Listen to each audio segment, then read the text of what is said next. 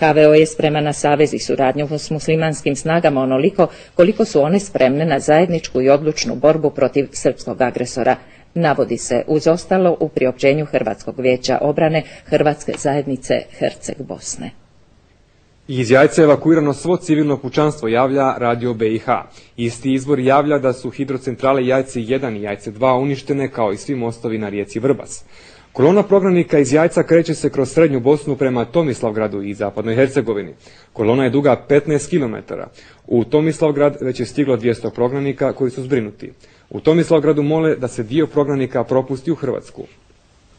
Sjedinjene države traže prekid borbi oko Jajca. Vance i Owen i dalje osuđuju napade na izbjeglice. Posudili smo reportažu Damona. In ones and twos, in bedraggled groups, thousands of refugees fleeing the fall of Jajce came down from the mountains. It had taken them 2 days to get this far. They could only travel safely at night and away from roads, they said, because Serb militias shot at them if they saw them. They escaped with only the few possessions they could carry on mules, on farm carts. Some could only carry their children and nothing else. We've lost everything. We managed to get the 4 of us out with the clothes we're wearing, but everything else is back in Jajce. We'll never see any of it ever again.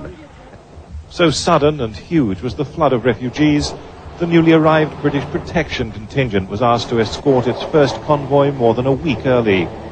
8 trucks set off at dawn in the first real test of the safety and practicality of the aid route across the mountains to the planned forward base in Vitez.